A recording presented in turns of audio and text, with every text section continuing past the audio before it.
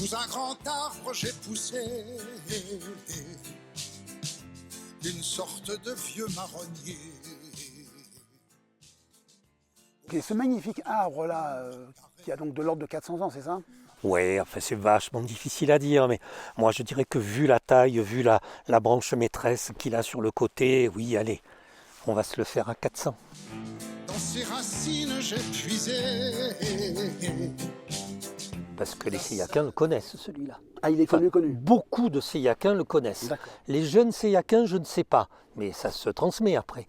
Mais beaucoup de Seyakins savent qu'il y a le mélèze remarquable qui est ici. Bon, beaucoup. La sève des grandes traversées. Je suis né à Marseille et je suis arrivé ici il y a une quarantaine d'années. Les choses de la vie ont fait que j'ai atterri à Seillac et puis que je m'y suis senti bien. Et du coup, voilà, je suis là. Tu fais comme les arbres, tu as pris racine. J'ai pris racine, absolument, tout à fait. J'ai pas beaucoup grandi comme les arbres, hein, je suis resté à ma taille, mais voilà, on peut dire que j'ai pris racine. Je suis arrivé à Seillac et j'ai commencé par faire la plonge, faire des frites, faire des choses comme ça à Seillac, comme un saisonnier normal qui a besoin de travailler, mais bon. Et mon pays, je l'ai trouvé. Besoin de nature, besoin d'espace ouvert, besoin de respirer, de s'imprégner, voilà. Disons que j'ai un passif d'alpiniste. Donc l'altitude et les sommets, c'est vraiment voilà, quelque chose dont j'ai assez besoin quand même. J'aime bien être en hauteur. Voilà, mettre un peu les mains, faire des choses de ce genre-là. Bon, je grimpe plus maintenant, mais voilà, j'aime toujours ça. Bon, après, la forêt, les arbres, c'est venu plus tard, c'est venu au fur et à mesure, et c'est venu surtout parce que en montagne, mais pas que en montagne, quand tu vas au bord de la mer, que tu as des oliviers qui sont absolument extraordinaires, un vieil arbre, c'est quand même quelque chose de phénoménal. Bon, et voilà, donc ces vieux arbres m'ont toujours fasciné, je les ai toujours... enfin, je trouve qu'il y a une énergie quand tu es au contact avec ces arbres qui est énorme. Ça fait du bien, voilà, d'être en forêt. La curiosité de l'humain n'a pas de limite, et je suis un humain. Donc voilà, les montagnes, elles sont... il y a des montagnes partout. Et donc effectivement, quel montagnard n'a pas eu à un moment donné de sa vie l'idée, l'envie d'aller au Népal, d'aller en Himalaya et d'aller découvrir d'autres montagnes lointaines. Et mon pays, je l'ai trouvé dans tes yeux. Mais il n'est pas mort. Parce que quand il y a la foudre, il y a de l'orage, souvent il pleut. Donc en fait, un arbre comme celui-là, la foudre est tombée, elle a brûlé la cime de l'arbre. Souvent, on voit la ligne de feu qui arrive à la base et ça peut un tout petit peu brûler la base. Mais il y en a plein qui ne vont pas mourir parce que la pluie va éteindre le feu. Bon, après, il y en a aussi, tu peux avoir un éclair qui tombe alors qu'il pleut très peu. Et pour peu que... Alors le mélèze, lui, il a un feuillage qui est assez... qui n'est pas très chargé en résine. Oui. Donc en fait, il brûle moins facilement qu'un pin. Bon, donc ça veut dire que si ça tombe sur un pin sambro, le pin sambro, s'il y a eu une période de sécheresse avant et que c'est un peu sec, il va peut-être brûler plus facilement. Et puis quand ça arrive à la base du pin, là on voit bien qu'à la base d'un mélèze, il y a de l'herbe. Oui. Le sous-bois de mélèze est un sous-bois, le mélèze fait de l'humus, donc c'est un sous-bois vert et riche. Un sous-bois de pin, c'est un sous-bois sec. il n'y a que les aiguilles. Donc si la foudre arrive aux aiguilles et que ça part par le haut et par le bas, ça peut le brûler. Voilà. L'arbre, à partir du moment où il a été foudroyé,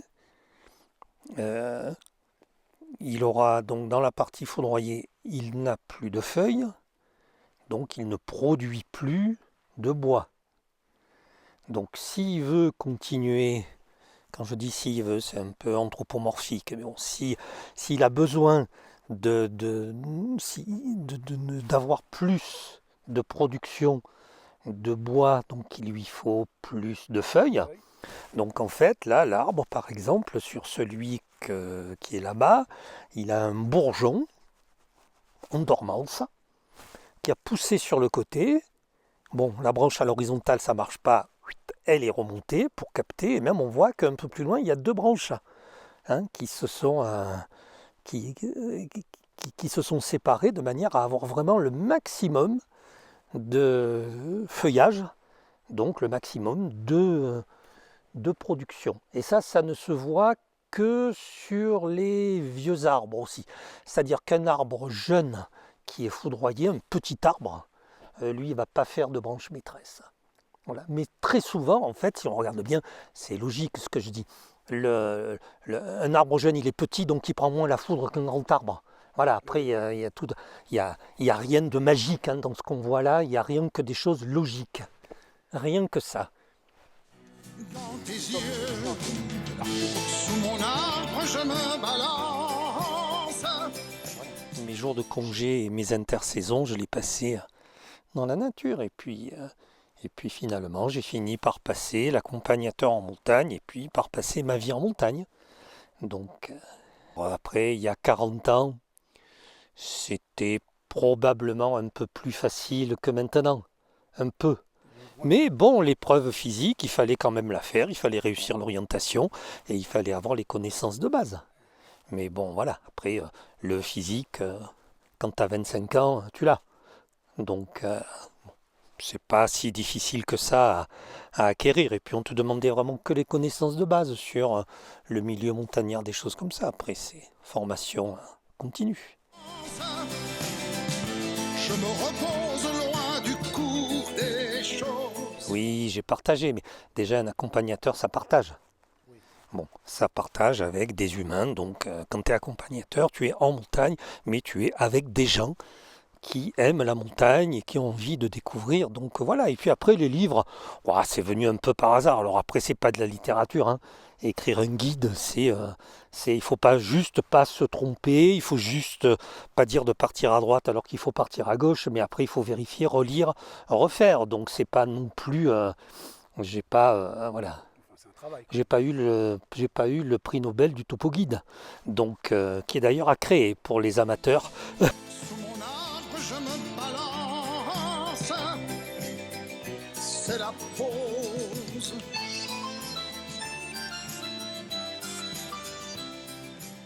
En fait, ce qu'il faut se dire, c'est que les connaissances sur les arbres, c'est récent.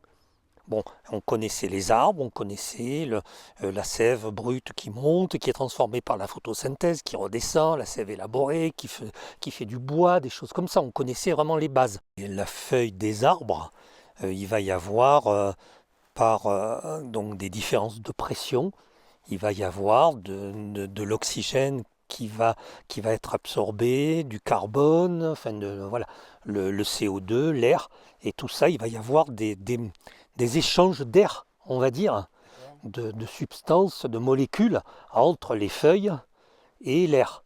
Donc on peut appeler ça, oui, une respiration. Et après la comparaison avec le sang, la différence, c'est que la sève ne circule que autour du cœur de l'arbre, le bois, qui en fait est mort. Le bois, il y a globalement rien qui se passe dans le cœur de l'arbre.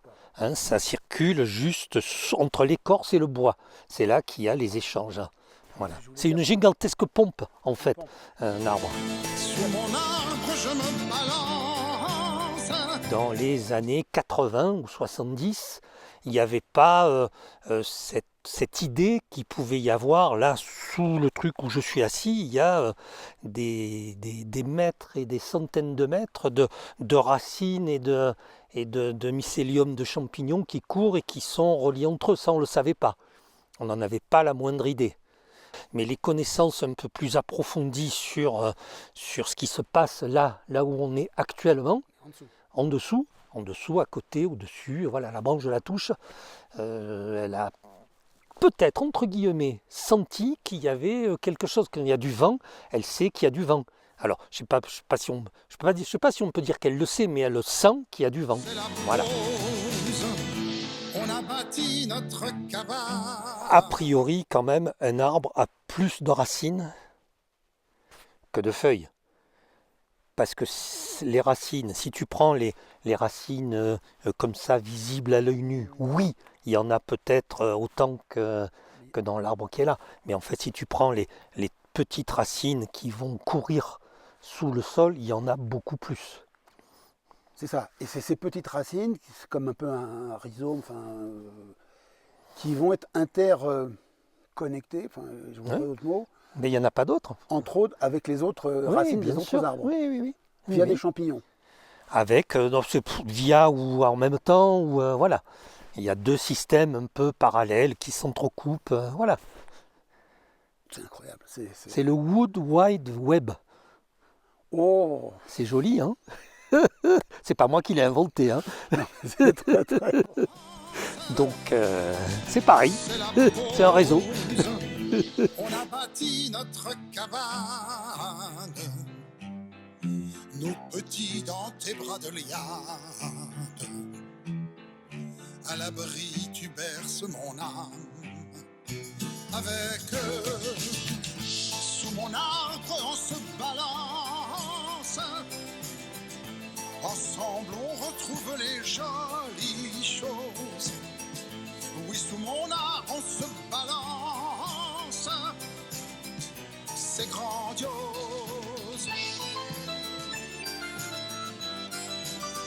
Ce qui fait la richesse d'un territoire comme celui de Seillac, c'est la variété.